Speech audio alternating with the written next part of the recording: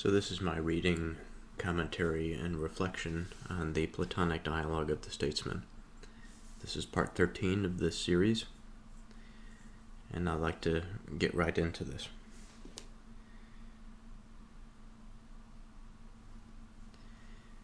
So we just finished talking about the laws as this step down, codified memory, this knowledge that is not perfect, that is often inflexible, it's inelastic, and it's unable to account for the elasticity or the dynamism of man's experience. And so there are inherent limitations to it.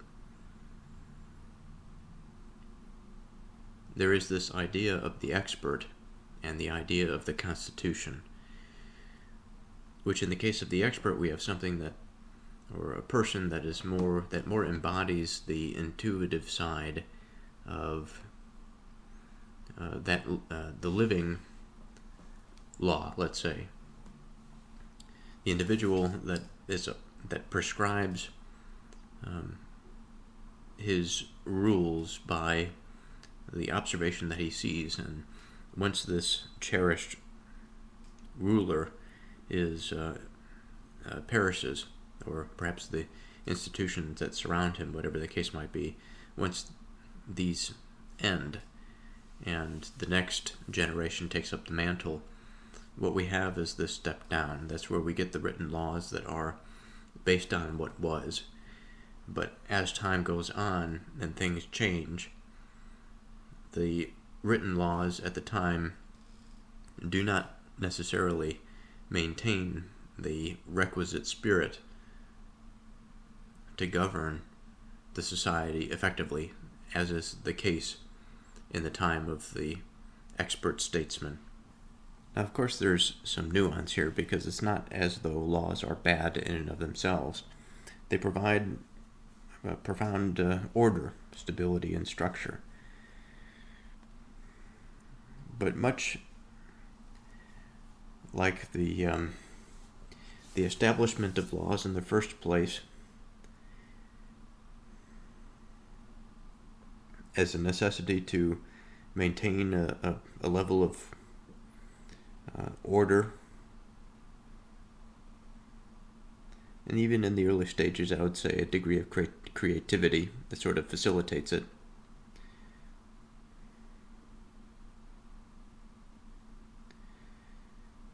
When the living law recedes, we have the written law. The written law, it maintains order.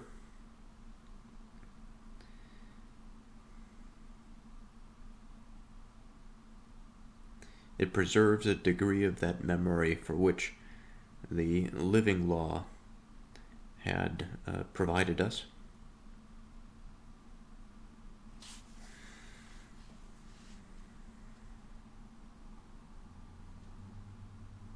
It gives us convention,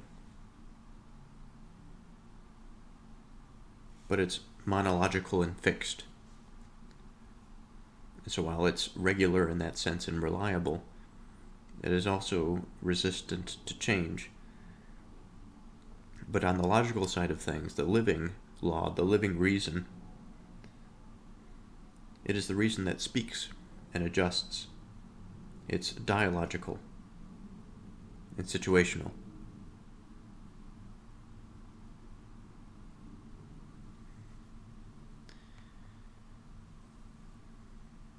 So I'd like to continue on reading here. In the previous episodes, I've gone through a few different methods of relaying information. In the first parts of this series, and in the Sophist, I've read 2 pages and then interpreted them. But for the last little while, I've been sort of reading these paragraph by paragraph, and going back and reflecting on it and moving forward. And as a matter of almost like the living law, so to speak, this has been working well for now, so I'm going to stick with that method. I don't want to get stuck in the nomos, the nominal, and just sort of go by convention here, because sometimes it just doesn't work as well from a reflective standpoint. So beginning with young Socrates, he says, "It's clear both that we should see all of the various sorts of expertise completely destroyed, and that they would never be restored, either because of this law prohibiting inquiry, so that life, which even now is difficult, in such a time would be altogether unlivable." The visitor says, "But what about the following consideration? Suppose we required each of these things mentioned to be done according to written rules, and we required the person elected or appointed to office by lot, on the basis of chance, to oversee these written rules of ours. What then, if this person were to take no notice of what is written down, in order either to profit in some way or to do some personal favor, and were to take it upon himself to do things contrary to these, when he possesses no knowledge? Would this not be an evil still greater than the previous one?" So we spoke of this on the last episode, where we have this situation in which people are elected to some office. It's the institutions that surround the laws, essentially. And they are there to ensure the compliance to the laws.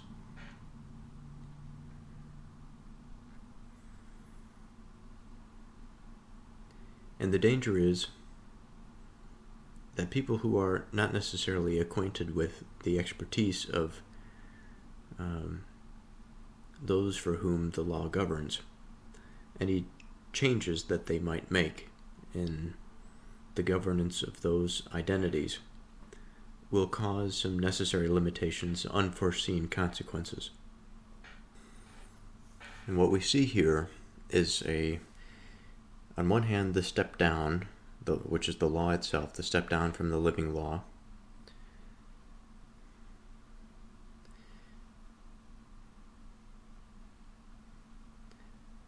And from this step down from the law, we have this bureaucratization in which the people that are responsible for the law don't care about it. It's only there to justify their own ends, to gratify their selfish desires.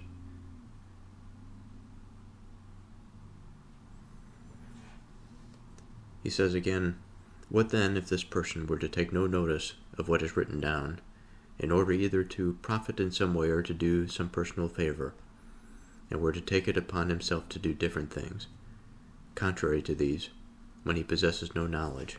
It sounds a lot like contemporary United States. The visitor finishes this paragraph by saying, "Would this not be an evil still greater than the previous one?" Young Socrates says, "Yes, very true." The visitor, "Yes, for if, I imagine, contrary to the laws that have been established on the basis of much experiment, with some advisors or other having given advice on each subject in an attractive way, and having persuaded the majority to pass them, if someone were brazen enough to act contrary to these, he would be committing a mistake many times greater than the other, and would overturn all expert activity to a still greater degree than do the written rules." Now herein lies our classic dilemma, because on one hand, we have an image of this productive system which is imperfect, but nonetheless, we have some basis established on much experiment. We have some advisors giving advice on each subject in an attractive way, and we have the persuasion of the majority to pass these resolutions. We have two situations. One potential situation in which a person comes in, perhaps a true expert in statesmanship, wishing to correct the laws, reestablish a new order. And then on the other hand, we have what we might call a usurper or a sophist, which is a little different than a usurper, but nonetheless, we may have somebody that comes in that wishes to subvert the laws for their own purposes and really have no intention on reordering things towards the good or towards that which sees the proper relations among things, and thereby instituting some sort of guide towards a harmony among the parts to create a more cohesive identity.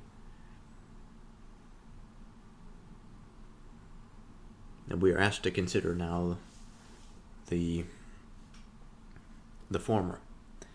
If some were brazen enough to act contrary to these, he would be committing a mistake many times greater than the other, and would overturn all expert activity to a still greater degree than do the written rules, where the written rules, they limit expertise by putting boundaries on the dynamic process, but the usurper that comes in to act contrary to that stabilizing nature would upend the very ability for one to see that which is true in any form of expertise. Knowledge would be destroyed. What would remain is the selfish impulse. Young Socrates says, yes. How would he not? The visitor continues, for these reasons, then, the second best method of proceeding for those who establish laws and written rules about anything whatever is to allow neither individual nor mass ever to do anything contrary to these, anything whatsoever. Young Socrates says, correct. Now, I had a conversation today with somebody about the current state of affairs. I had two conversations, actually. Two different people.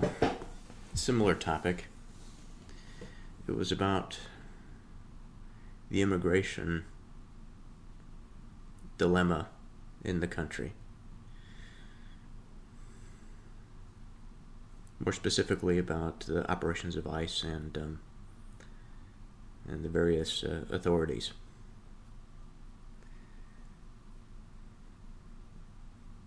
The conversation was civil, which is fortunate given the climate that we are currently under. But there were a lot of similarities, which I thought was interesting in relationship to what we've been discussing here.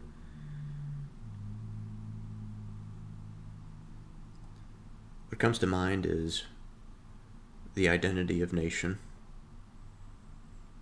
the identities of the parts, and the coherence of the whole, and what must necessarily constitute those relations of the whole.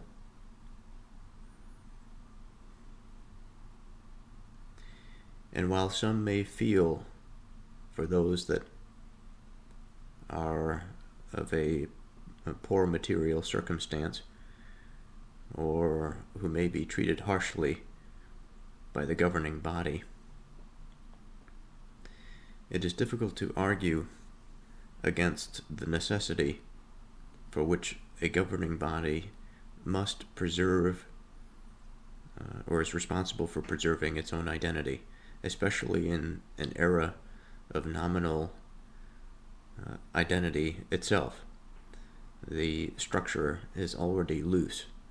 Introducing farther chaos and difference into the system would not help to repair the cohesiveness of the whole.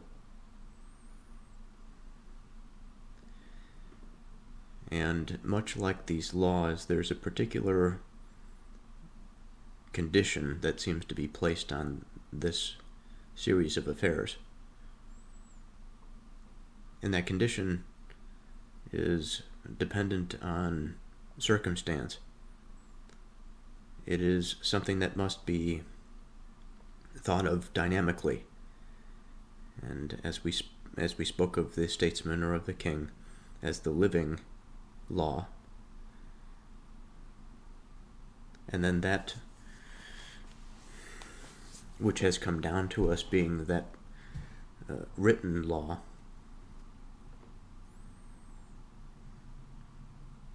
I can't help but think the contrast between these two things of maintaining the identity, but also having, as I mentioned, this nominal experience such that the identity itself is having difficulty cohering, in part because of some established order that is counterproductive to the maintenance of the identity itself.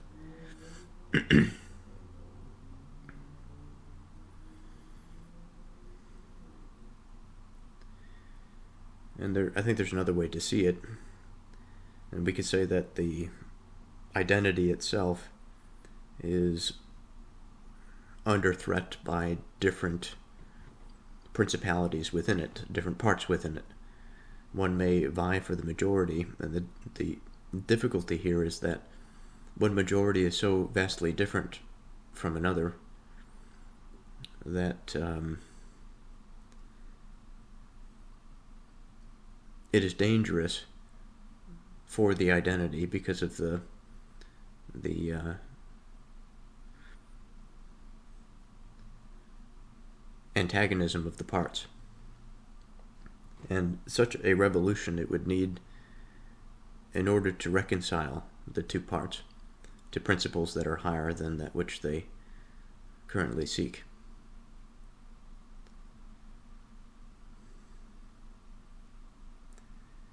But it's difficult to deny the order as we find it. It's difficult to know exactly what will happen, especially if we are uncertain going against convention, even if it is to be an imitation, a step down from some true or finer order of things. Change is not a stable affair. I want to repeat what the visitor had to say here. He says, "For these reasons, then, the second best method of proceeding for those who establish laws and written rules about anything whatever is to allow neither individual nor mass ever to do anything contrary to these, anything whatsoever." Now, I think part of the reason is that when the visitor mentions those who establish laws and written rules, this is an important piece of the puzzle. These people, I think, are in effect responsible for some executive functioning of the collective. And collective, I say loosely, collective in the sense of a sutured order. The sutured order meaning if we are to identify any group of people, the system by which they choose to govern themselves is not everything, of course, but it is a large part of the structural integrity of that culture and civilization.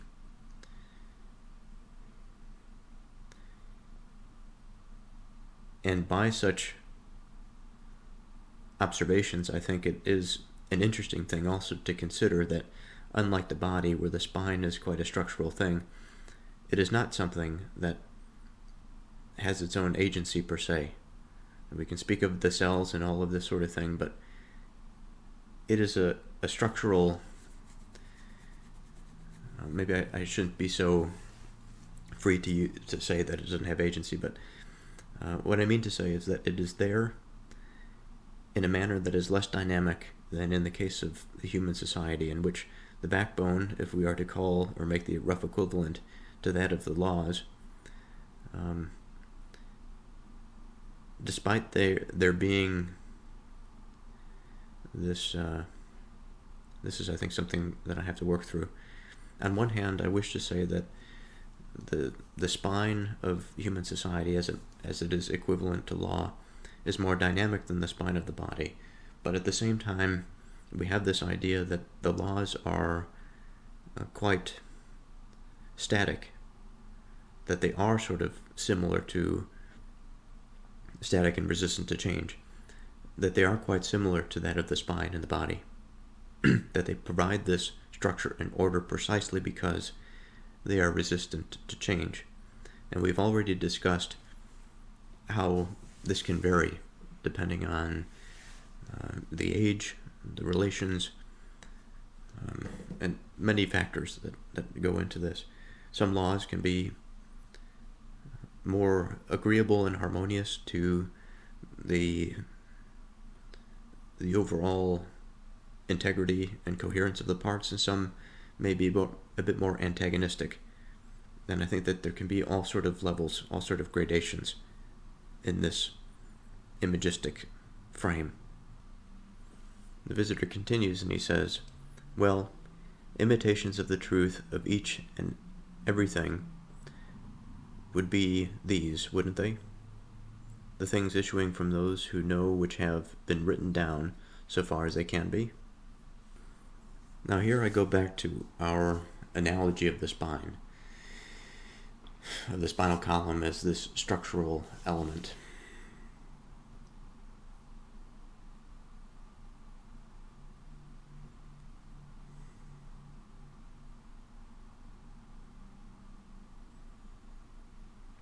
And I think about what the visitor says here in terms of imitation of the truth of each and every thing.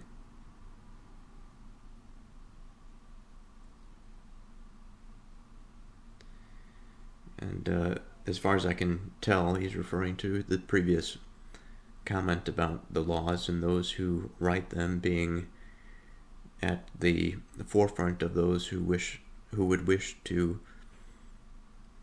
enforce them so vigorously that that there is no deviation from them.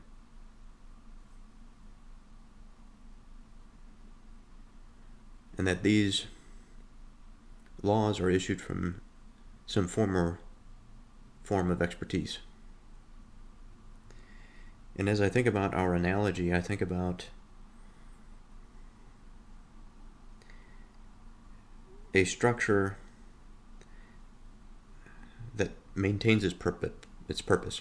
So, for example, when we think about the laws, we think about something that may become pathological, just as the spine can become pathological.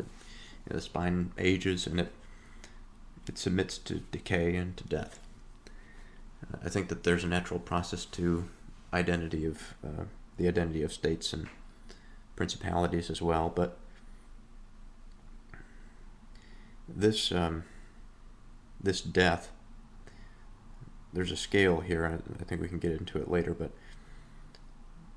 the first point that I wanted to make is that in life, the thing about the spine to admire is that there is a coherence of identity such that the purpose of the spine to uphold the structure of the body maintains itself. The cells are replaced, the tissues are nourished, the muscles are used, and also those tissues are replaced, and the entire system does so without effort, or seemingly without effort. It does it so well that we don't notice. Of course, until it becomes pathological, but for the most part it does well. And although it may not be the most ideal structure, it has within it the necessary building blocks for self-rejuvenation.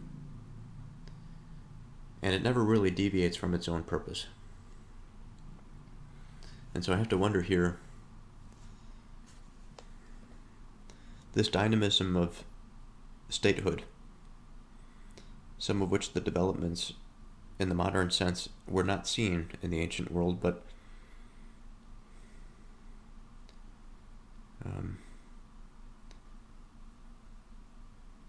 I wonder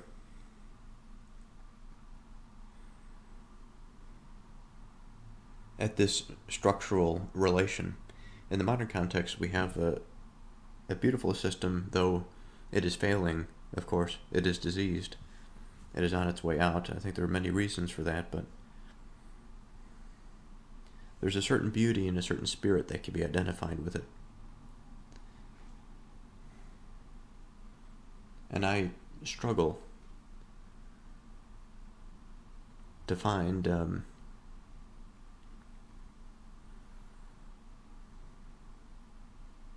not necessarily how this relates to what the visitor is saying, but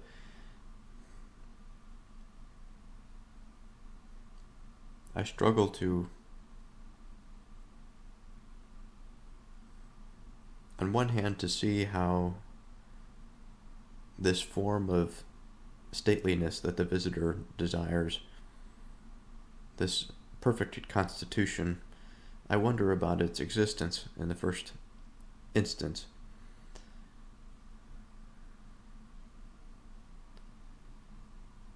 And I suppose I say that because when we refer to the absolute, the best of any situation or scenario, we ask of ourselves a lot. And that precedent has a strong role to play in this situation. That is, events that have established some sort of understanding about the way that things ought to be done. And there are a few instances in history, though we can't identify them, for which we have these sort of divine experiences that reorder our state. And of course, I think this is what the visitor is trying to get at. And there will be many of these situations that will fall short of the beginning of something quite beautiful, where there might be this foundational myth for a society. The foundational myth containing within it the memory of the statesman that had set off this beautiful dynamic process.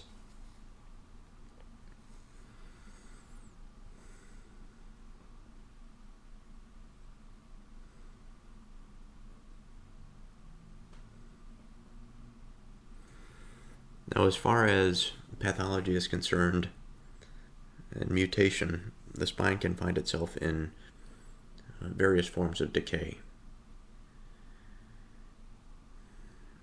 And I think that in a relative sense, what we're talking about here is a parallel to that, in the sense that as we speak about the people who write down the laws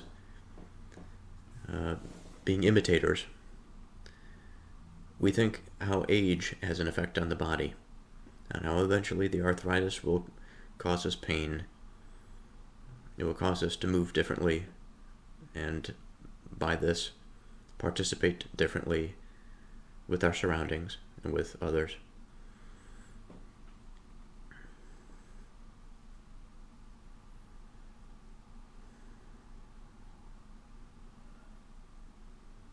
And so here, I'll probably leave it at that note, just with a thought towards the finality of things, the necessary finality of things. Young Socrates responds, of course. And the visitor continues, now we said, if we remember that the knowledgeable person, the one who really possesses the art of statesmanship, would do many things in relation to his own activity by using his expertise, without taking any notice of the written laws, when other things appear to him to be better, contrary to those that have been written down by him and given as orders to people who are not currently with him. Young Socrates responds, he says, yes, that's what we said. Well, any individual, whatever, or any large collection of people, whatever, for whom there are actually written laws established, who undertake to do anything at all that is different, contrary to these, on the grounds that it is better, will be doing, won't they, the same thing as that the true expert, so far as they can. Young Socrates responds, absolutely. Well then, if they were to do such a thing without having expert knowledge, they would be undertaking to imitate what is true, but would imitate it altogether badly. But if they did it on the basis of expertise, this is no longer imitation, but that very thing that is mostly true, what it sets out to be. So here I find myself itching to get into this expertise, and less so. See, there's a bit of a frustration, because on one hand there is this understanding that I won't be able to gather the expertise of the statesman. This is something that is performed. This is something that one devotes their life to. But sort of tangentially, I think we can all understand and appreciate the relative position of a person that occupies this title of the statesman. That they ought to be elevated, their expertise ought to be valued. And on the face of understanding, maybe outside of expertise, but understanding enough of where the appropriate knowledge should be, the layperson ought to be able to identify this statesman or expertise in general. And so from this, I think about the methodological, I think about this dialogical approach, the dialectic that we've been engaged in this dialogue. And it seems that what we must do now, so that we don't get caught in going back over things that we have covered abundantly at this point, is to really get into the responsibility of the statesman. And perhaps even we've done this to a degree, the idea of the expert, or what expertise actually is. Now it's interesting that we started initially with splitting knowledge, because knowledge is really what we are concerned with here. And it's hard for me to imagine that there would be a scenario in which an expertise has all of the answers. They have the tools, which may lead to the answers, and I think this is the important thing to focus on.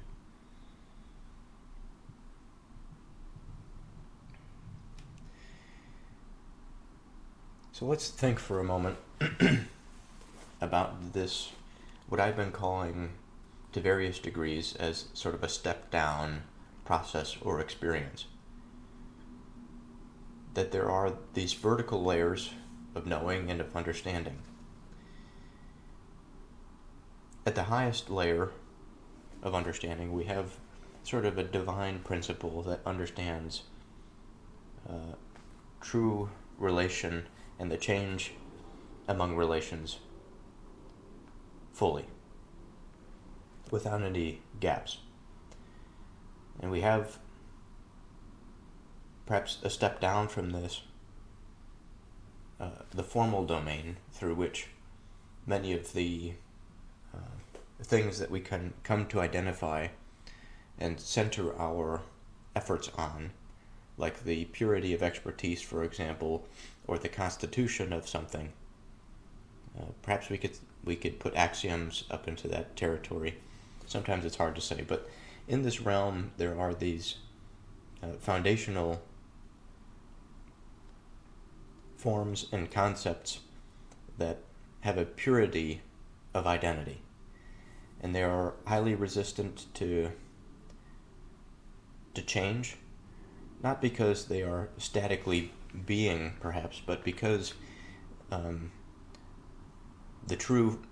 what is true about the particular identity carries over through relational differences, and it's not lost in the effect of the observer or the memory of a particular species that has a finite lifespan.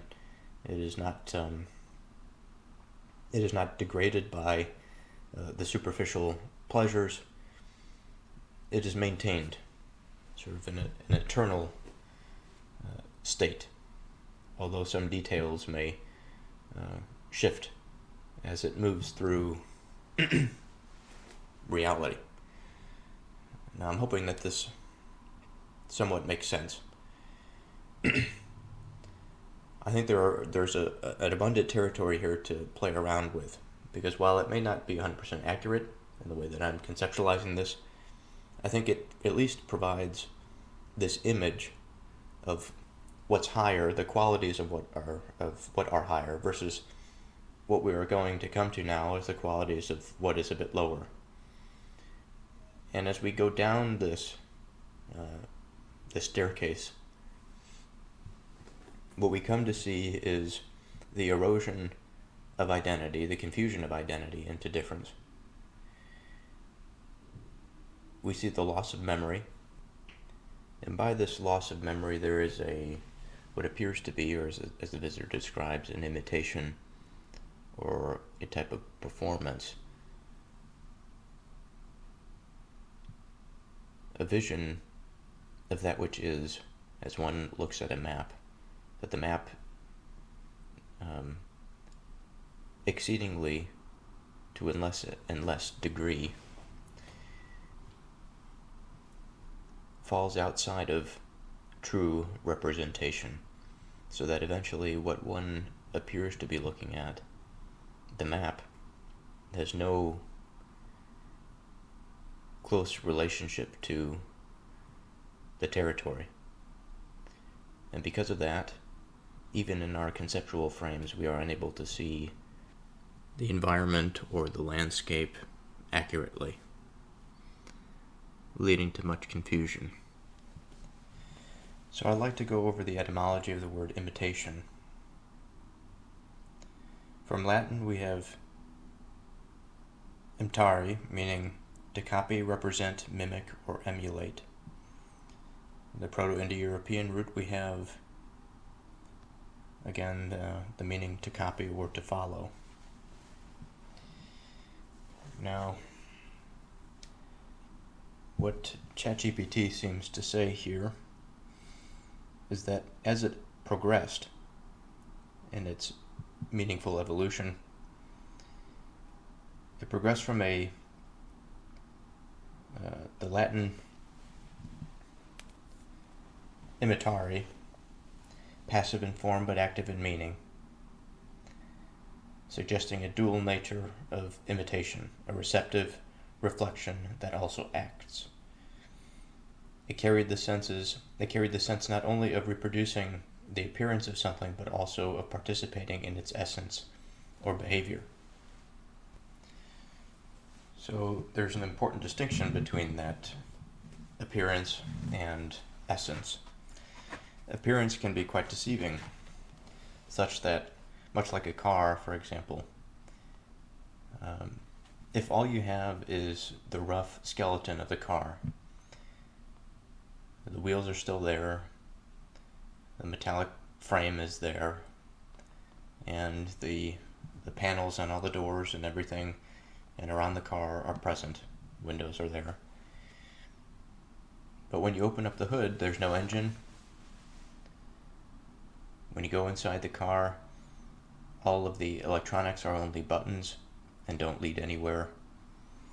This is what we would call an appearance of a car, but it's, practically speaking, it has nothing to do with an automobile, in the sense that it cannot participate in the purpose of the thing itself.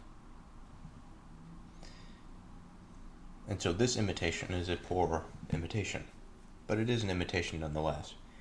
A strong imitation would get both the essence and also the appearance correct. And as such, the imitation would allow some functional usage, but it would not be a perfect form.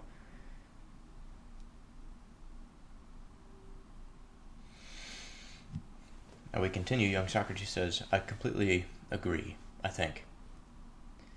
The visitor says, but it is established as agreed between us.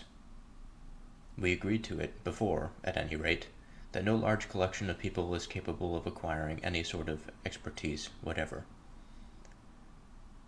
Young Socrates says, yes, it remains agreed. Then if some sort of kingly expertise exists, neither the collection of people that consists of the rich, nor all the people together, could ever acquire this expert knowledge of statesmanship. Now, young Socrates says, how could they?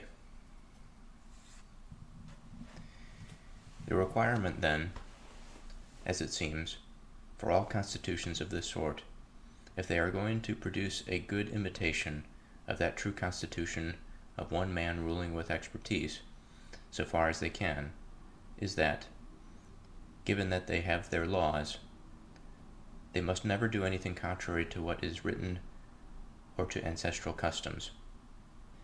So on one hand, it's difficult to understand where exactly we're going.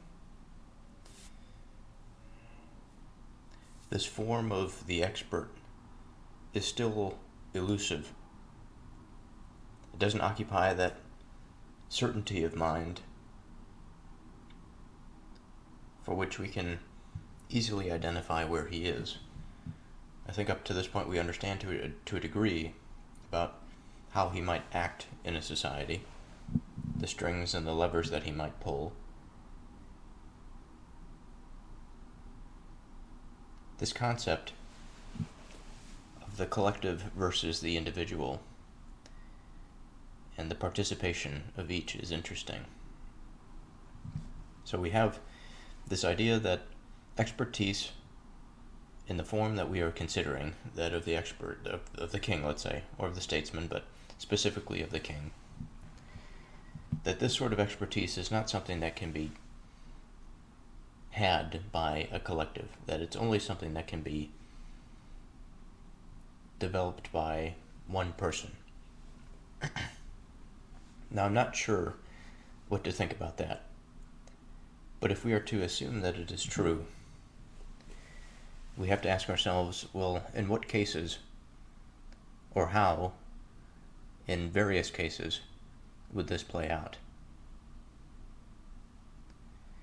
And by what means would the collective necessarily be limited in terms of this expertise? Now let's start with the latter, in terms of the collective. I asked the question, what is the collective? As far as I can tell, it is a group, a collection of identities. It is more than just individual identities. The collective itself is an identity. And there's this interplay between the important aspect of the society, the civilization, which is the soul, the grounded, soulful element of man, his institutions on top of that, and the way that he participates with his environment.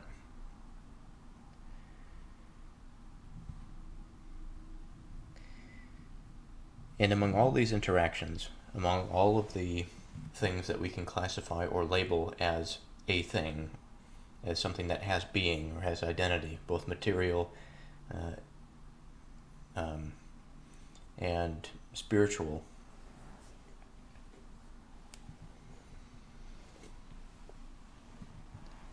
at each level, at each layer, all of these identities participate slightly differently, I think. And I don't think that this is a stretch to say.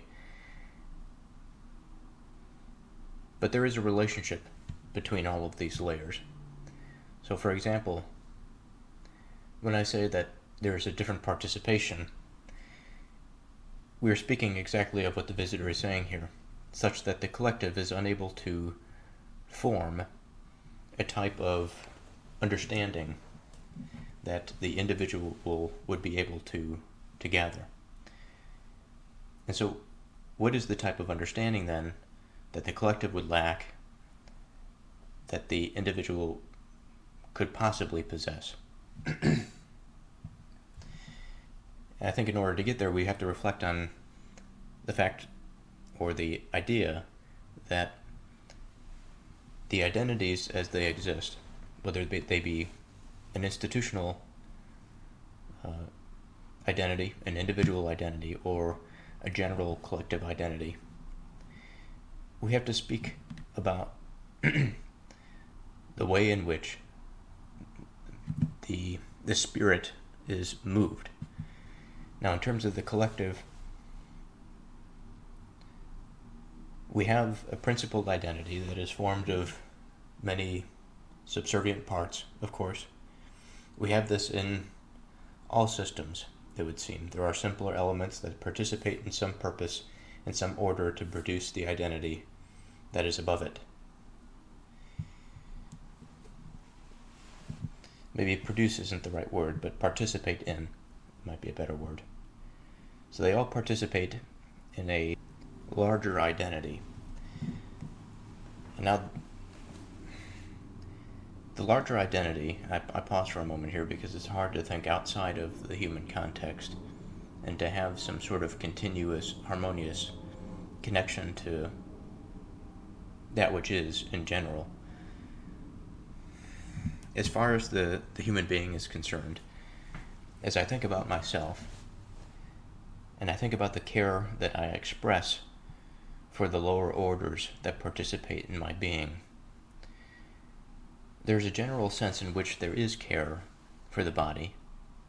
There's a general sense in which of my inferior qualities I participate in the absence of mind that might lead to the erosion or destruction of some of the lower orders of my being.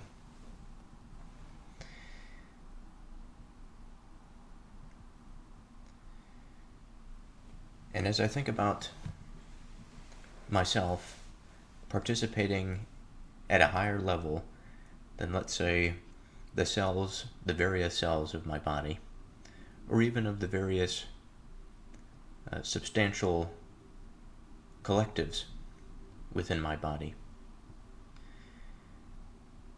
I understand that they are unable to take for themselves the agency that whatever this I is possesses.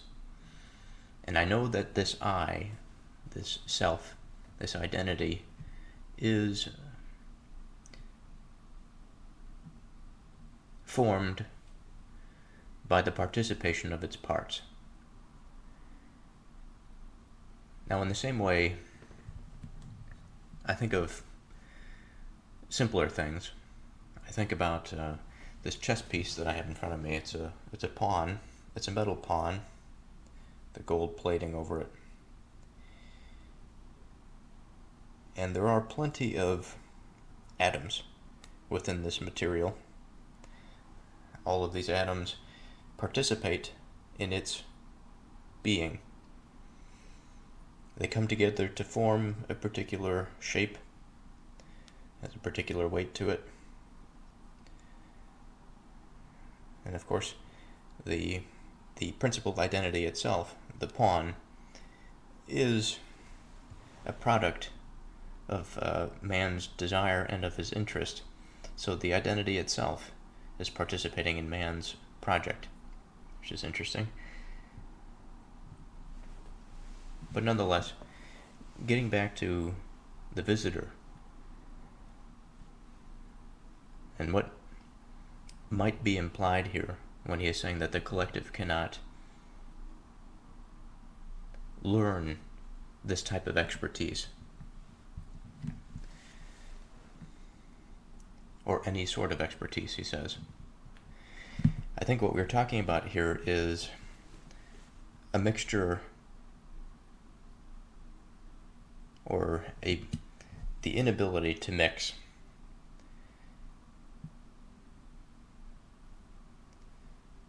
the lower orders into the higher orders. And I think I've come to a point where there's some points that I'd like to correct, some points that I'd like to expand on and a thought that's sort of fleeting in my mind that I'm going to try to come to. All of this raises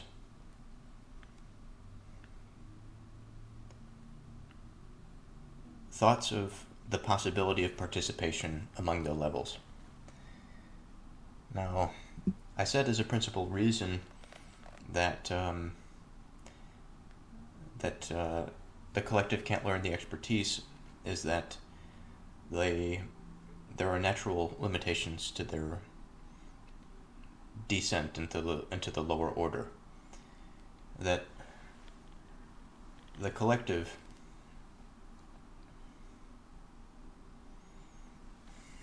and even here there are two things that I'm considering. But starting with the collective, given that this can be seen as an agency that is on a higher level in terms of its participation or its movement in society, given that it's made up of multiple people rather than a collection of cells that are made up to produce one individual.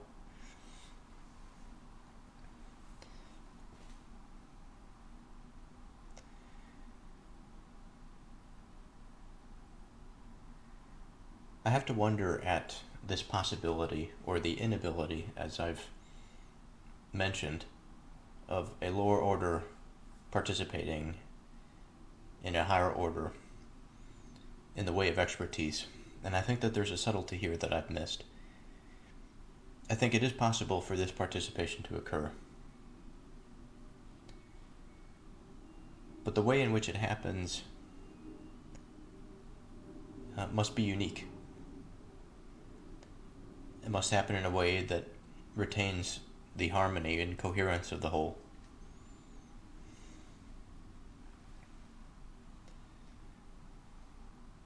And I think that happens with regard to the king just as much as it might happen with a collective wisdom, let's say. And I say that because there have been many kings, but only a few good ones. And regardless of this form that we keep speaking about, let's not get lost in utopia, nor let's not get lost in dystopia. But I think we can imagine that we know examples from previous eras in which there has been greater abundance, greater harmony among the parts of things, as opposed to some others. Some are gifted prosperity while others are afflicted with war, famine, and disease.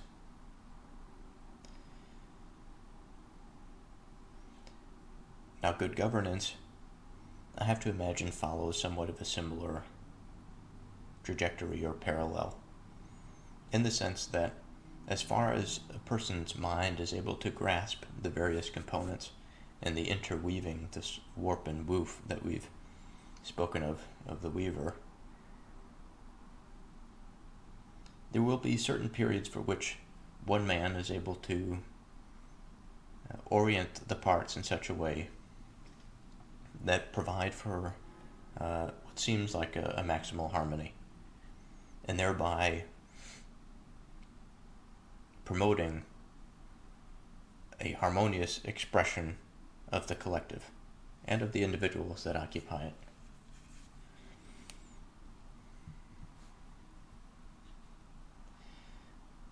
But it would seem that a lot of this is centered around imitation of a higher order.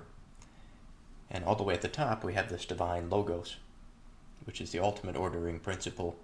That is the thing that all of the parts are aiming to participate in. And of course they do participate in it, but there's a degree of agency for which the participation in that order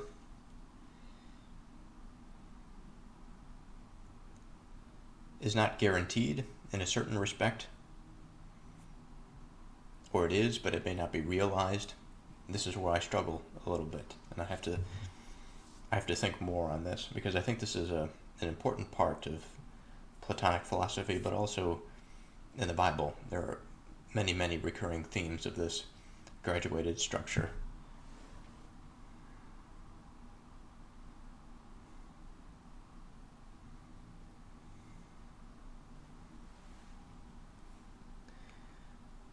But another thing that we can say is that when an era moves from this philosopher king type situation, in which there is I could use the word intuitive, I suppose, but a living expression of reason that makes its way into prerogative, that finds its force among the society.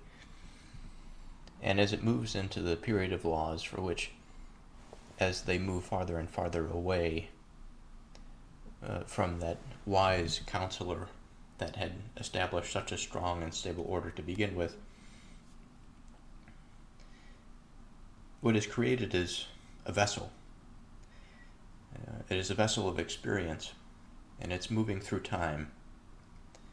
And although the founder, the statesman, the king, whatever, has died, and many of those surrounding and understanding the harmonious ontological expression have also died. Now we have this sort of structure that's left over that preserves something of the previous order, but both because by memory, but also because of relational differences as the ship has moved into different uncharted territory, for which we consider new problems but also potentially new solutions. What comes back around is not the complete destruction of that order, it's the modification of it, because that body itself becomes the vessel for the new expression. It is like a body, a human body, for example, that has a soul that is not yet awakened. But once the soul is awakened and enlivened, and it's aware of things, and it's aware of where it ought to be aiming, then the beauty sort of emerges from that experience, and it goes through the cycle again.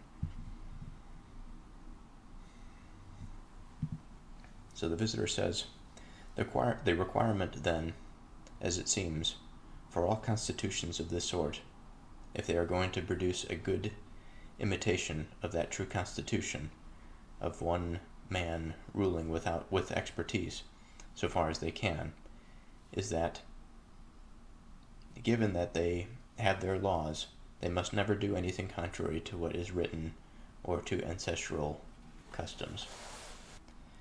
Now young Socrates says, very well said. In that case, says the visitor, when the rich imitate it, then we shall call such a constitution an aristocracy.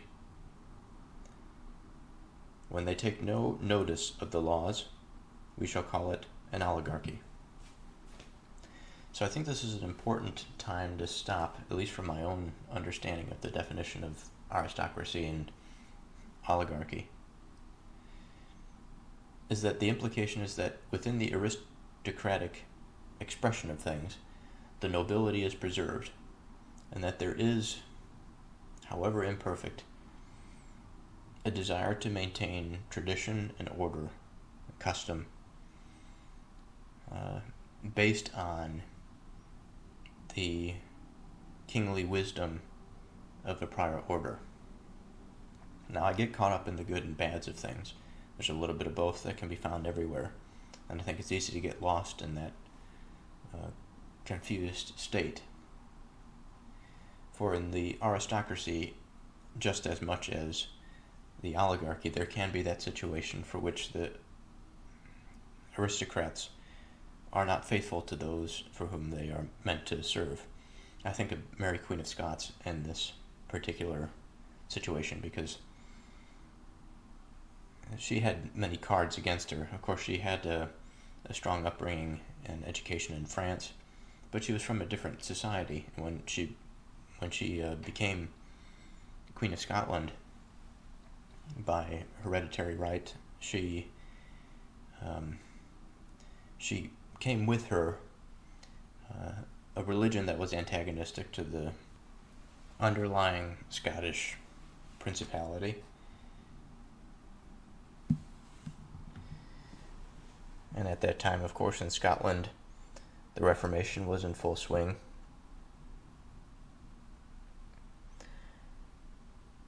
Her education, being primarily in French, she had customs that were somewhat unfamiliar to the Scottish people. And she had, like I said, she did have some amiable qualities that were well liked by the Scottish people. But nonetheless, this and the experience of her divorce and the murder of her husband, all of this sort of thing pushes against what the true aristocrat should be. Certainly not, or maybe this is the interesting part of the time. It's difficult to say with a level of certainty, because on one hand there is this Reformation occurring, which is a process by which the former body is being made anew, so to speak, and the old laws and traditions are being disrupted. And by this disruption, there is this inherent disorder. Mary, on one hand, represents something that is different and perhaps new to a certain extent, but also something that is old and needing of reform. In many ways, she betrayed that notion of nobility, the strong, centralized guard of the established order.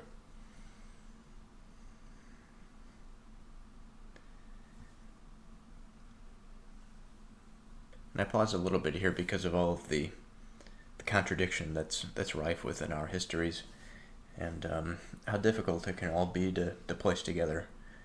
But nonetheless, when we move into this oligarchy, I imagine something similar to what we are experiencing now, where the collective spirit can no longer hold a unifying principle. They can no longer imitate the unifying principle anymore.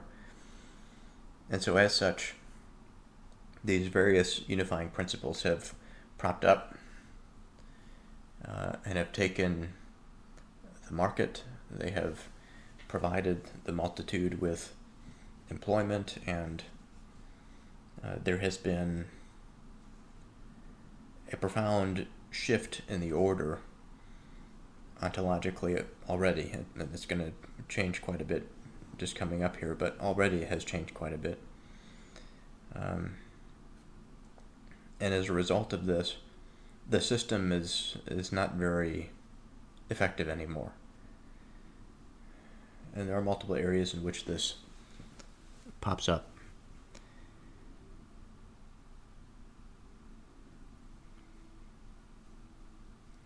But it is clear that those who have the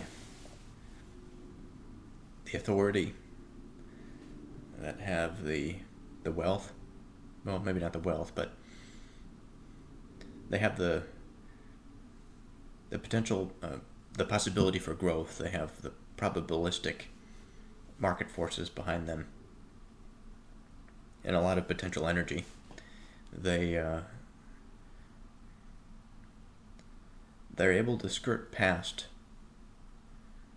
some prior institutional layers of law that many of us probably would not be able to do. I suppose all of this, to a degree, has always taken place, that the law being an imperfect and rigid structure, although having an important place and must be respected, is something that has been skirted past for good and for worse. And a young Socrates responds to this and he says, possibly.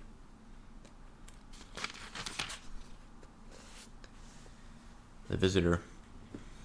And, in turn, when one person rules according to laws, so imitating the person with expert knowledge, we shall call him a king, not distinguishing him by name, the one ruling on his own with expert knowledge, or the one doing so on the basis of opinion, according to laws. So this is one of the first times where we have something quite particular about the nature of the king. And he is given this step-down function that we've been talking about. And so the king is now somebody who is an imitator. That within this scale, out of which flows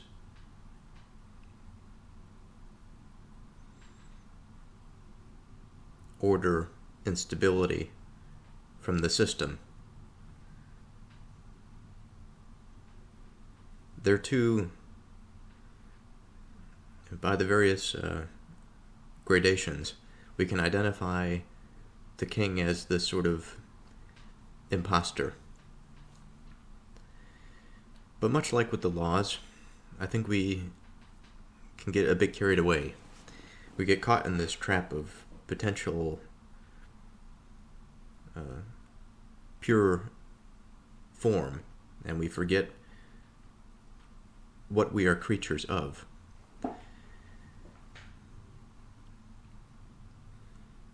Now, as far as the spiritual side of things and the material side of things, there is much for me, I think, to still dive into. But it seems clear to me now that if I agree that there is part of me that is spiritual, and that there is an agreement between this spiritual experience and the material substrate that does not necessarily possess a minded, conscious sphere, though it is directed. And if I can say so without sounding too much of an independent thing from this system,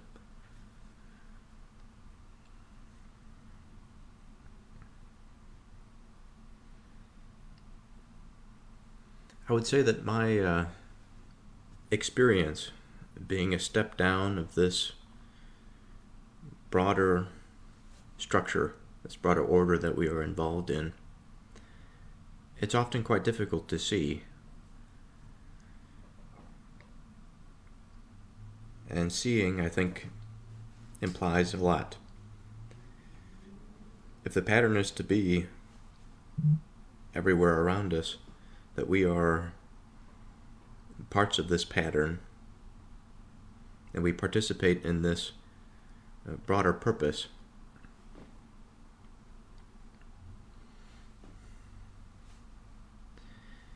it's hard to know exactly where any of us stand. And throughout the ages, I was just reading earlier today about the interesting consequences of the Reformation in England during the reign of Queen Elizabeth. On one hand, you have this separation of religious practice and the wish to remove what the reformers would call the idolaters, the Catholic, or what Hume calls the ancient religion, the old order, whatever we want to use. And Queen Elizabeth is always this prudent, patient figure when it comes to politics, and she can play both sides to things. And you can see the sophisticated way in which she throws about the office of the monarch. And when the monarch is functioning well, first of all, I think there's all sorts of different ways in which the monarch can be presented in that type of society. So my apologies, but today is a new day, and like always, a new day brings new thoughts. So I'll take a little bit, maybe to give my mind a second to catch up to where I was. I don't think I was saying anything particularly interesting, given the last recording, but I know that we are getting into these 2 pages here, and speaking about just generally that reflection of the king as I see it after, or in the middle of rather, David Hume's series of England. I'm in the 4th installment of that. And so there's a pretty good overarching view of how kingly authority expressed itself in England. But I want to take a moment and describe, for whatever reason, some of the qualities of my experience as it is now. So it happens to be late October, and all of the leaves are turning. Many of them are yellow and orange, falling off the leaves, and there's a particular smell in the air. Today it wasn't too cold, it was in the 60s. So there's a nice autumn breeze that was associated with that, and whenever the season changes from summer into winter, there's this sort of bittersweet. Sometimes it's a bit of a melancholy, but almost always a bittersweet. And the sweetness that is there is sort of exemplified in that smell of the leaves changing and the cold air coming off of a hot summer. And for whatever reason, it puts the mind in a particular state, or reflective state, often an appreciative state, that while things now turn to decay as we enter into this new season of time, there's a lot to reflect on and be thankful for. And within the spirit of this, I'd like to enter into this dialogue.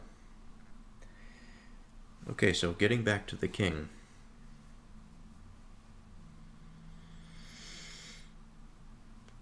So the visitor is saying that the king is an imitation. Now, up until this point, I didn't necessarily think that we would go here.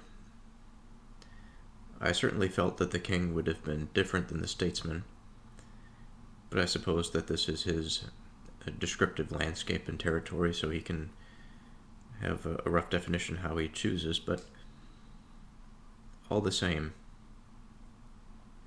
I think about the variability of the kings of England, how some of them had utilized their authority, some of them had given greater leniency to the parliament to, in effect, govern, but nominally govern.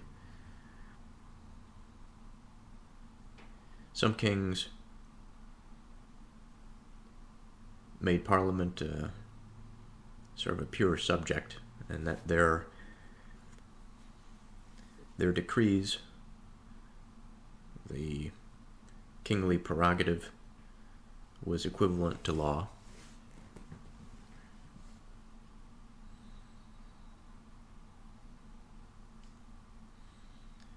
But as a constant, the position of the sovereign was always a respected institution.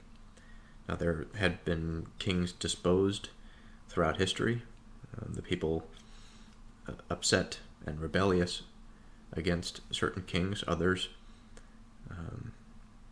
they were more respected, but nonetheless, even in the situation of a disposed sovereign like that of Mary, Queen of Scots, the institution itself was highly respected. It was the individual that they knew and that they found to be fallible in the cases where they rebelled.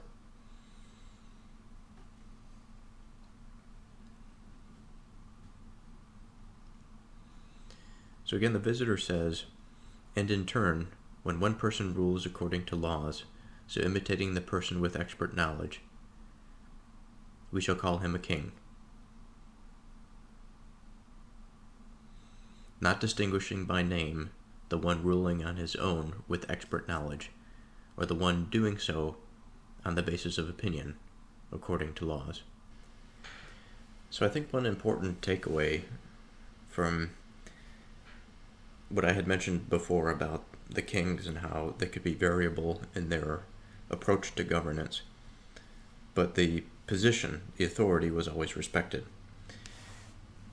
The difference, I think, comes in when we consider the imitation not as a pretender, but rather as a facilitator of memory.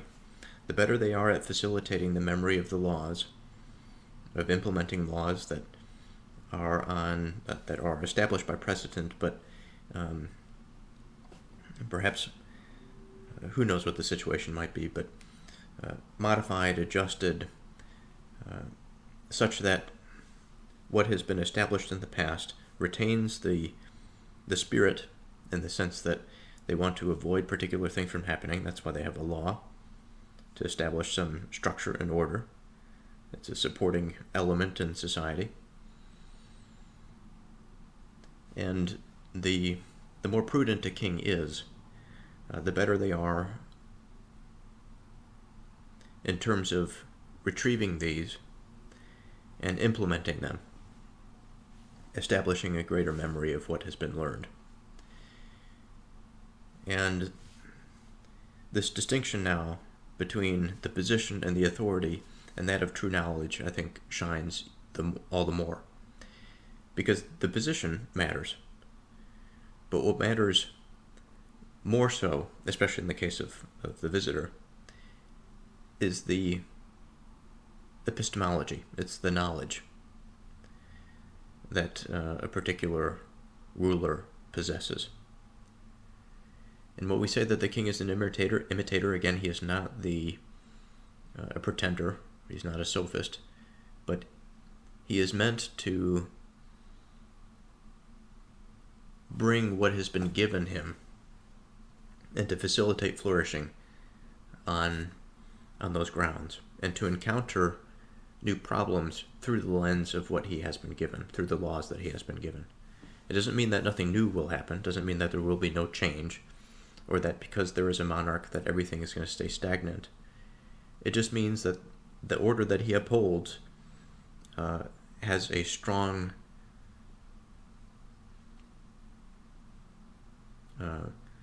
eye towards what has been learned in the past. Young Socrates responds, he says, "Possibly we shall." And the visitor continues, "Well then, if in fact some one person rules who really possesses expert knowledge, in every case he will be called by the same name of king and not by any other one. As a result of this, the 5 names of what are now called constitutions have become only one."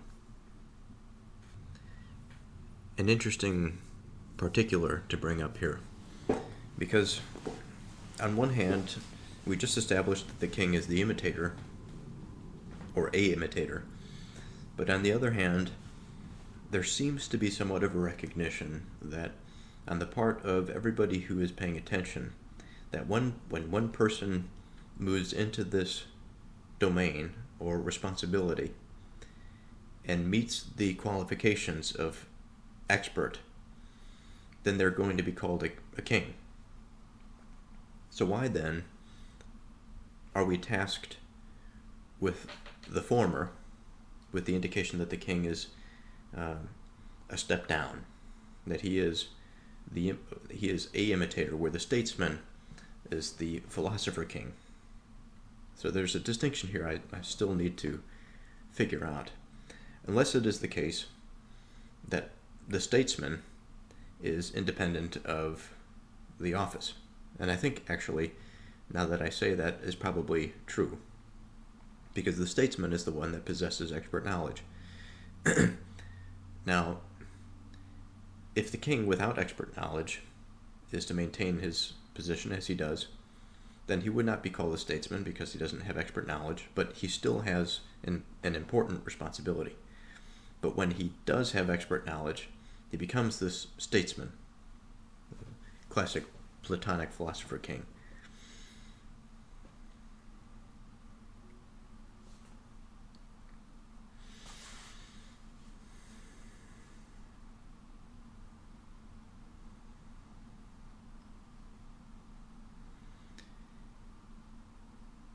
So I'm feeling around in this landscape, and I'm sort of wondering if there's something a little bit more that can be imagined here. The first thing that comes to mind is a hesitation that I had in asserting that the king is just 100% this natural step-down function, that he's always an imitator, and that the statesman, wherever he is, under whatever constitution, because up until that previous point, I was thinking that the statesman is going to have a particular constitution to his rule. But when I think about what he's responsible for, I mean, if he's going to be singular, and if it can't really be the case that expertise can be harnessed by the collective just by the nature of the spiritual manifestation of that, then one can understand, or at least see, some reason behind why the singular types of constitutions, or the constitutions that are expressed through the rule of the singular, would best represent the potential scenario in which the expert weaver in the political context, is at the head of state. And he says, as a result of this, the 5 names of what are now called constitutions have become only one. So what are the 5? So we have aristocracy, we have oligarchy, we have monarchy, we have democracy, and maybe tyranny is the 5th. I'm not really sure if he threw another one in there. So young Socrates responds, he says, "It seems so, at any rate." And before I continue with the visitor's next bit of dialogue, I do sort of want to reflect a little bit on these 5 constitutions. We've done this before, so we don't have to get into it again in terms of what they are or what their makeup is, but I would like to think about how they necessarily collapse into one.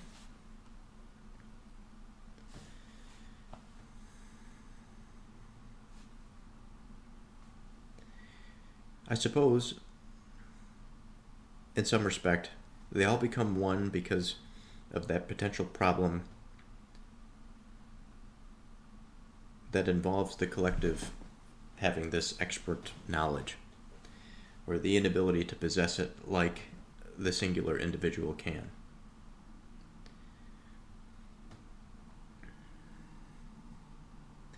And by this, if there is going to be this revolutionary period where things are changed, maybe they're undone, they are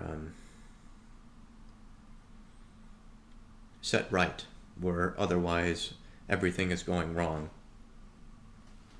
This is a major cosmological shift, I would have to imagine, from one era to another, that it requires a prudent,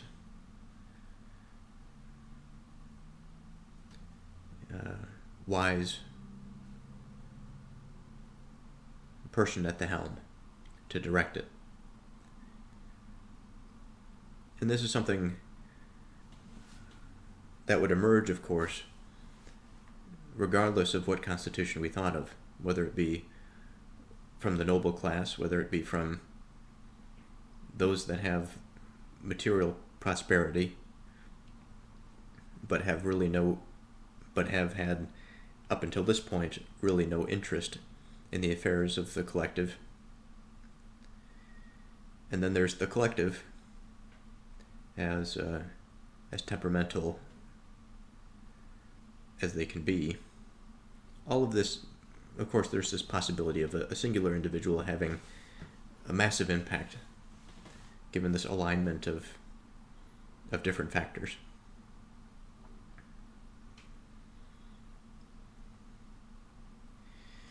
So now the visitor continues. He says, "And what of the case when some one ruler acts neither according to laws nor according to customs, but pretends to act like the person with expert knowledge, saying that after all one must do what is contrary to what has been written down, if it is best.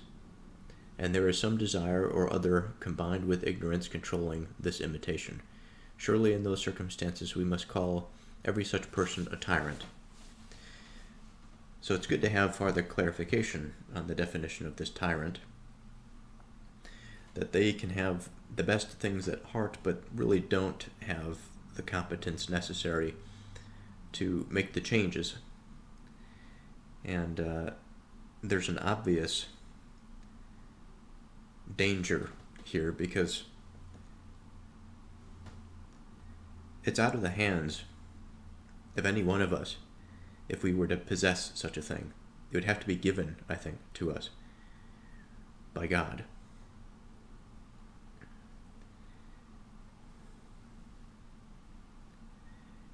And I say that because the ordering principle doesn't often show itself to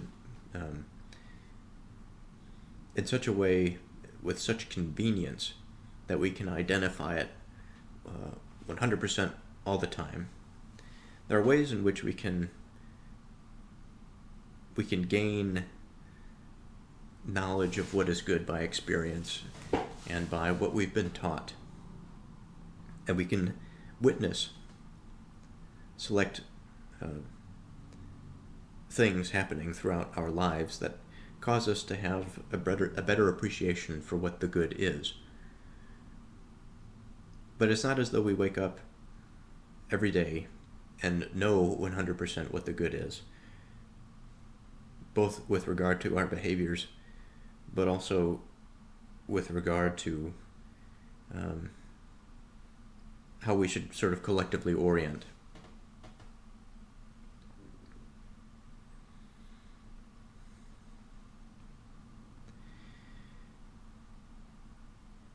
Now, one more interesting thing that I think is worth mentioning again is that what we have here is a situation that is not too dissimilar to the situation in which the expert statesman would come to control or come to be responsible for the collective. But it is in this case that we have a person that lacks the expert knowledge but still wants to do the best, and that because of this small, minute thing, he might be very well adjusted to be able to lead, but not be at the expert level, that this is enough through the filter of ignorance, that this would turn sour, it would turn negative, it would turn into a fruitless exercise of authority, and it would lead to negative outcomes. It would lead to death, perhaps accelerate existing tensions and factions.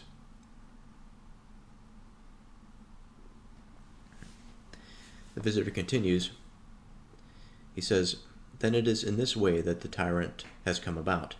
We say, and the king, and oligarchy, and aristocracy, and democracy, because people found themselves unable to put up with the idea of that single individual of ours as monarch, and refused to believe that there would ever come to be anyone who deserved to rule in such a way, so as to be willing and able to rule with virtue and expert knowledge, distributing what is just and right correctly to all. They think that a person in such a position always mutilates, kills, and generally maltreats whichever of us he wishes. Although if there were to come to be some of the sort we are describing, he would be prized and would govern a constitution that would alone be correct in the strict sense, steering it through in happiness." Quite. says young Socrates. But as things are, when, as we say, a king does not come to be in cities as a king bee is born in a hive, when individually immediately superior in body and mind, it is necessary, so it seems, for people to come together and write things down, chasing after the traces of the truest constitution. Possibly, says young Socrates. Okay, so let's think about the implications of this. So he uses this natural example of the king bee or the queen bee, whatever, and it is by nature that the queen bee establishes herself. And there are some similarities between us and a collective like that. That there are these different jobs, these different classes, let's say, of people within society. And they all serve to move us forward into the next generation, all the while making us more stable in terms of our institutions and in our intellect and our relationship with one another. But there are plenty of animals that we can find some different structure, different hierarchy. Animals that are social, let's say, communicative.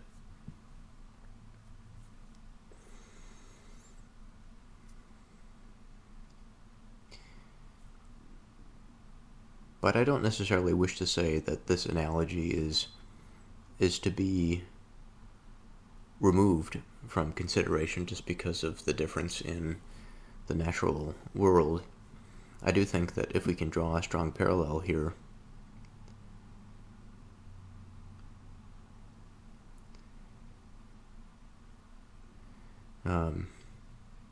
I think it is the case. There are many people that are out there that we understand to be superior, that are in positions that they ought to be in. There are plenty of people that we have come across, I'm sure, that when we get to know them, communicate with them, maybe we think that they are not in the best place that they could be in. And part of that may be out of concern for the individual, part of that may be out of the concern for the broader establishment that they are participating with, and individuals, maybe. But whatever the situation, again, I come back to this idea of the perfect fit. That doesn't come often, for there have been many poor kings that have failed in their righteousness. In the Old Testament, God says that we are not meant to be ruled over by kings. And yet there have been wise and just kings in the past.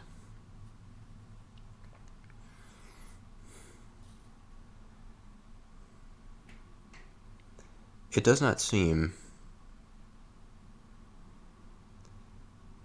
that our society is set up to breed the king, to take over the hive. And there's much more variability in our case than in the case of the bees, because the king or the queen is naturally born to be larger. The queen, I suppose, because she gives birth, but she is naturally disposed to that position. She is governed by her mechanics, by her physical structure to hold that position. And so too, a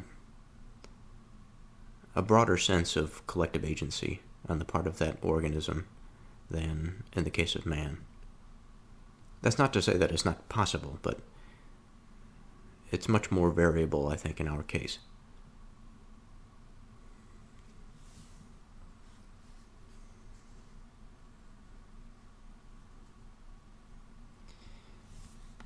And when the visitor says, "But as things are, a king does not come to be in cities as a king bee is born in a hive," it's exactly right. One individual immediately superior in body and mind, it is necessary, so it seems, for people to come together and write things down, chasing after the traces of the truest constitution. So where does that leave us then? Have we abandoned our approach of the expert? Surely there's more to be done, especially with the analogy of the weaver. Young Socrates responds, "Possibly." The visitor continues, "Do we wonder, then, Socrates, that all the evils that turn out to occur in such constitutions, and all those that will turn out for them, when a foundation of this sort underlies them, one of carrying out their functions according to written rules and customs without knowledge, which if used by another expertise would manifestly destroy everything that comes about through it? Or should we rather wonder at something else, namely at how strong a thing a city is by its nature? For in fact, cities have suffered such things now for time without limit, but nevertheless some particular ones among them are enduring and are not overturned. Yet many from time to time sink like ships and perish, and have perished, and will perish in the future, through the depravity of their steersmen and sailors, who have acquired the greatest ignorance about the greatest things. Although they have no understanding at all about what belongs to the art of statesmanship, they think they have completely acquired the sort of expert knowledge most clearly of all of them." So I can see the visitor playing here with his main thought, that we are sort of we are in this productive mode, but still yet circling around our main path or target. Much of this we have said before, we've discussed before. A few things stick out to me, though. He says, "which if used by another expertise would manifestly destroy everything that comes about through it." That on one hand, it seems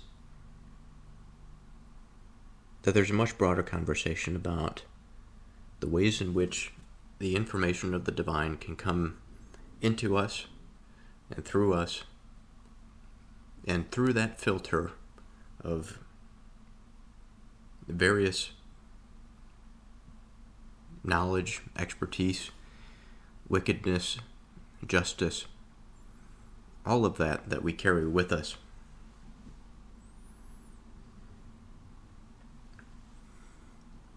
There's a broader conversation to be had there about how that happens, and about the methodological process that is necessary to facilitate it.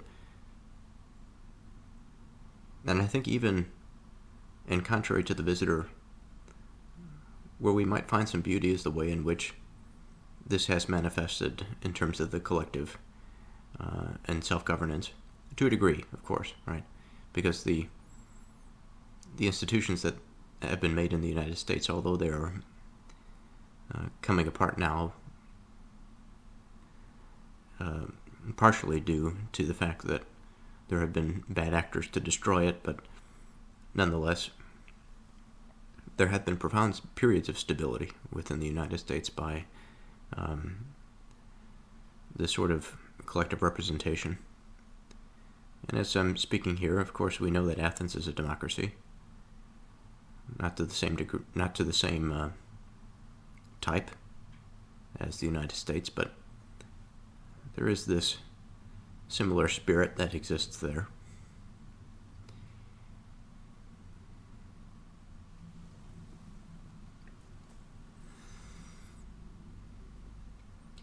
And I suppose the other thought is that there's a potential that a misaligned expertise, they can be an expert in a certain field, but if they do not have that specific expertise, that of the weaver, then they are not able to integrate society. They're not able to produce the cloth of society, that stable fabric. Now, the second part of that is a little bit more productive. Well, maybe I shouldn't say a little bit more productive. It's interesting to consider the ways in which false expertise can lead to destruction. But it's also interesting, the second part of what he said, or should we rather wonder at something else, namely at how strong a thing a city is by its nature? So today is a new day. A new day brings new thoughts. And it happens to be a Monday evening after work, so my mind is in a particular place. It has gone through the productive hours, and now is the attempt to wind it back up again for one final hurrah before I go to sleep and start it all over again tomorrow. So I know that we made it to the question about the city and its nature, but after reading over this again, I sort of want to go back one more time to when the visitor is speaking about these constitutions and the foundation that underlies them, this idea of an inherent step-down function, such that man and his institutions are always, in man himself, he's always, while he has the capacity for truth, he is always in a haze with regard to the bigger picture of things. And part of this we understand to be innate to our experience. There's not much we can do about it. There's another part in which there are unavoidable consequences, as the visitor points to here, that underlying constitution on such a foundation that is necessarily fractured, limited by attention, limited by lifespan, limited by memory. All of these things play into the potential for falsehood, the potential for tyranny.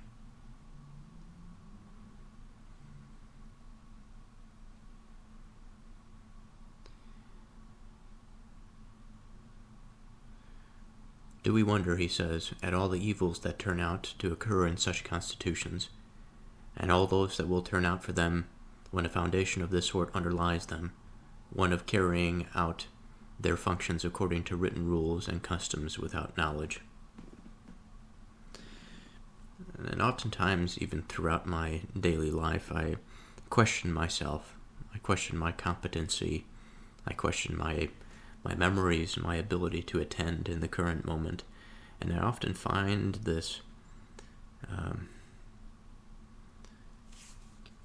not a dejection necessarily, but it is a bit of a lament that I am unable to rise to a standard that would be,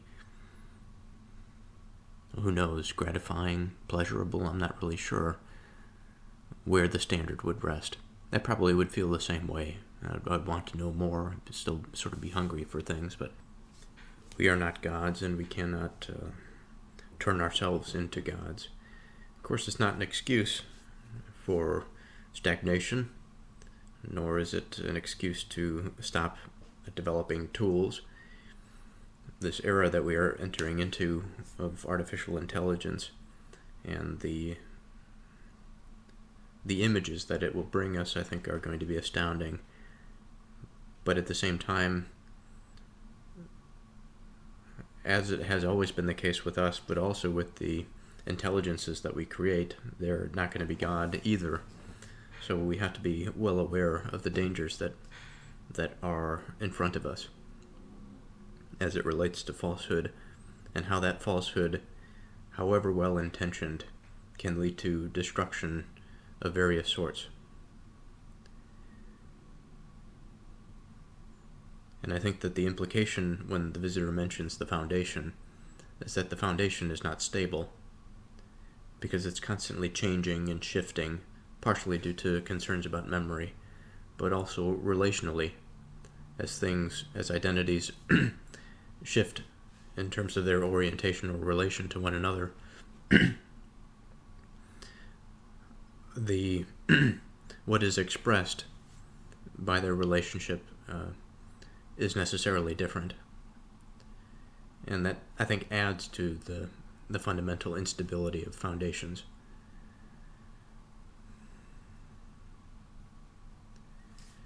He continues, which if used by another expertise would manifestly destroy everything that comes about through it.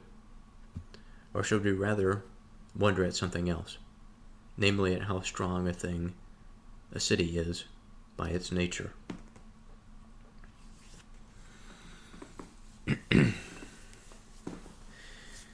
So it is an interesting question. He says both a thing and a city, so we have a lot of room here to find something. And here I think it's fruitful territory to think about ourselves. For we are these microcosms of the broader foundation that he speaks of here. We are building blocks of this larger society, of the civilization, of a city. And by this, although there are some differences, there are some strong similarities as it scales up. When I think about my foundation, when I think about the frailty of my memory, the frailty of my attention, and my failures in general as it relates to these sorts of things, because inattentiveness, especially these days, goes a long way.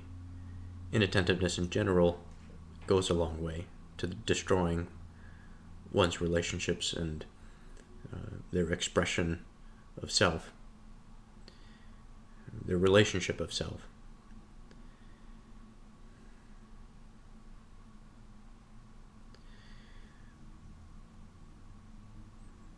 And when I think about not just my failures, but when I think about my foundation and the things about this foundation that I try to tweak and change, some of it I realize that I just have to accept. There may be things about myself that I don't quite enjoy. I can change elements about it so that negative behaviors are not expressed, or that if there's something bad about my ontology, I can shift that. But there are natural proclivities. And within this natural proclivity, I find myself trying not to be overly critical, but rather productive, such that whatever natural inclination I have, I can use it for productive purposes. And I think when one tries to examine these sorts of things, we have to find ourselves in some neutral territory. While I may wish for myself to thrive in all sorts of environments and situations, and I can work my best to do such things, I think there is a natural mode of expression for which I participate better in. And exactly what that is, I'm not too sure. I've had various thoughts on the matter as I've gotten older and as I age, but it's altogether difficult to say. But there is something about individuals that make us unique. And within this uniqueness, there seems to be something akin to nature, if nature is to be somewhat similar to, if not equivalent to, a foundational principle of a person. And as far as ontological matters are concerned, and the aspect or the possibility of transformation, this goes quite deep in the human psyche. And how necessarily to separate the capacity for transformation, like in the case of a transformation to Christ, not true transformation to Christ, a true following of Christ, and that of something that is secondary.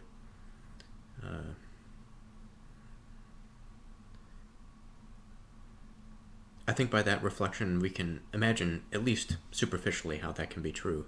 If one truly commits themselves to a transformative process, regardless of what it is, but let's say it's to Christ, then what necessarily must take place is a lot of internal dialogue, external dialogue too, but slowly what begins to change are fundamental principles. Now the question, though, since we're talking about nature, is when does this stop? Are we talking about some underlying physical mechanism that determines our proclivities to things? Perhaps we can come to some sort of cause that would give us that identifier, but I'm not sure that it's entirely necessary.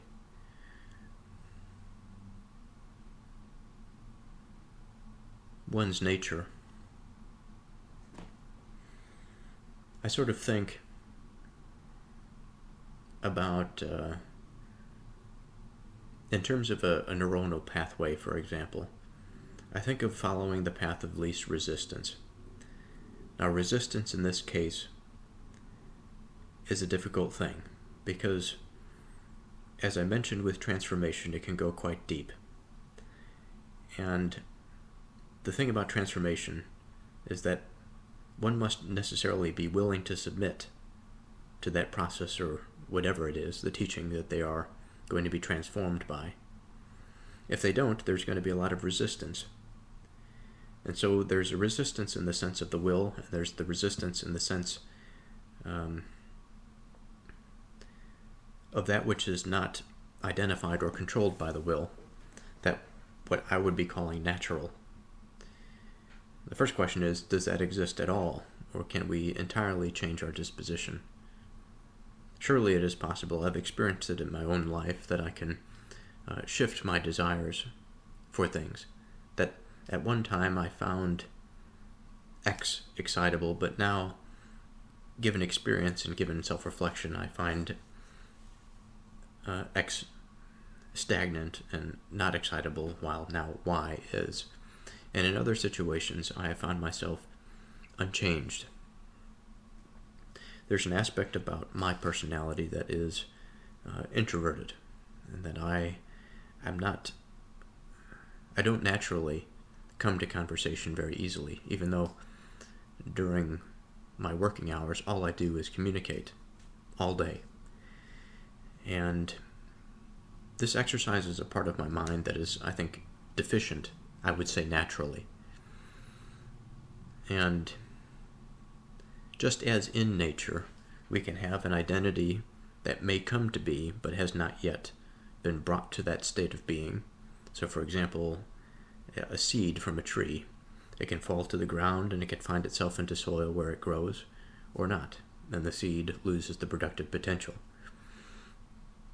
When the seed finds itself in the soil, its nature is something, on one hand, is something that unfolds in time. That is, what is unique about this tree in certain respects is yet to be understood or known. Not every tree has the same number of branches, nor do they have the same number of branches at the same angles or the same relative degrees. They're all slightly different.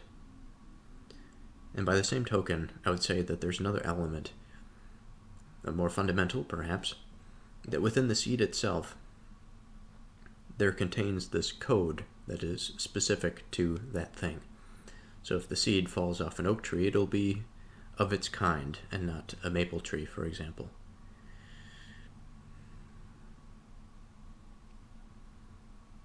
Now this type of nature, I suppose is interesting to reflect on how it relates to the individual, or how, in this case, it relates to the city.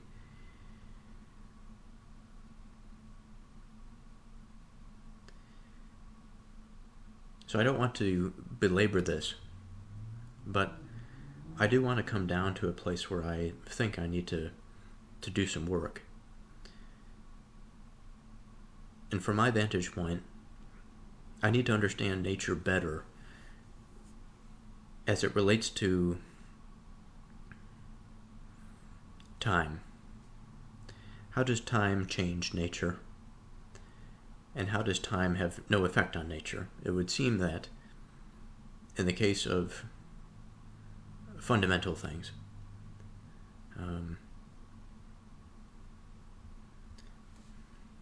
we can say that of the human mind, nerve cells are a prerequisite, and his genetic sequence is a prerequisite for the production of him. But at that level, we have something basic, and we can call it nature. It's specific to us, specific to our species, different from trees. But all the same, it seems limiting. And so I wonder if there's this thread through the whole of the being, through the lifespan, through the time of the identity as it exists in its material form, in its body, that there's something called nature that is a thread throughout the whole of it. Because, of course, I'm not the egg cell or the sperm cell. I'm an expression of both. I'm an expression that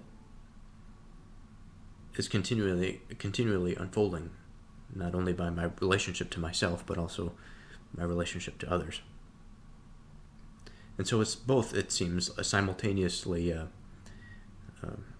fundamental, unchanging sort of thing. At least it has some of those qualities, but also there's a quality of nature through which the unchanging thing experiences change, such that the identity still remains. So the city of Athens remains, but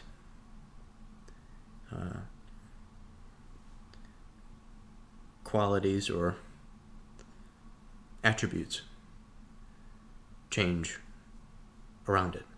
It changes the identity as well, but not in certain fundamental ways, because eventually, obviously, we would cease to identify Athens as a city in Greece if it were a different name on a different continent.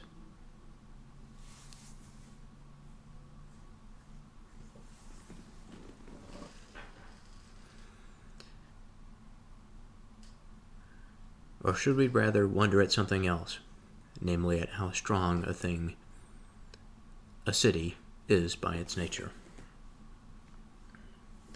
For in fact, cities have suffered such things now for time without limit. But nevertheless, some particular ones among them are enduring and are not overturned.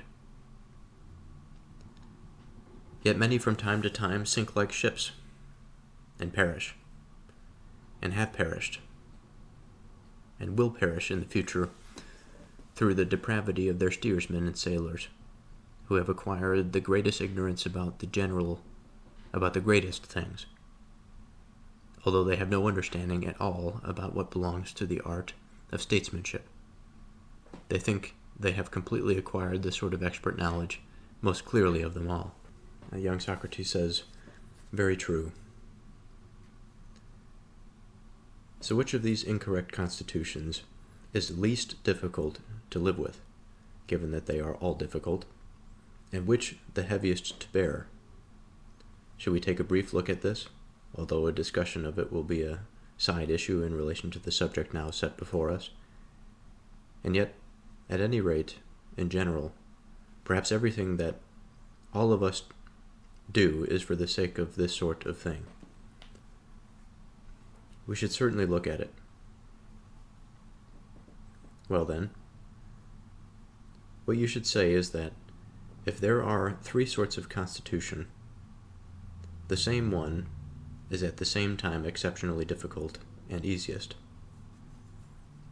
What are you saying? Just this.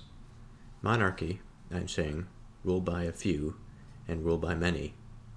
There were these three sorts of constitutions we were talking about at the beginning of the discussion with which we have now been deluged. Yes, there were. Well then, let's divide these, each single one into two, and make 6, separating off the correct one from these on its own as a 7th. How so?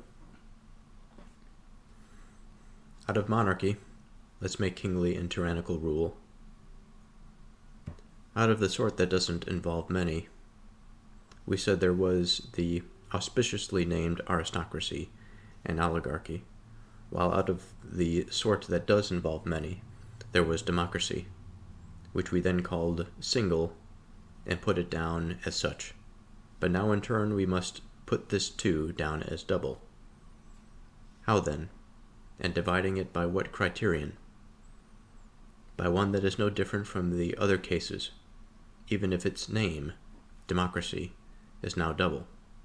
But certainly ruling according to laws and contrary to laws belongs both to this and the others. Yes, it does. Well, at the time when we were looking for the correct constitution, this cut was not useful, as we demonstrated in what we said before. But since we have now set that correct constitution to one side, and have put down the rest as necessary, in the case of these, certainly the criterion of contrary to and abiding by laws cuts each of them in two. It seems so, says young Socrates, given what has now been said. Well then, when monarchy is yoked in good written rules, which we call laws, it is the best of all six. But if it was without laws, it is difficult and heaviest to live with. Young Socrates says possibly. So I think on that note, I'm going to finish this episode here and continue next time with part 14 of The Statesman.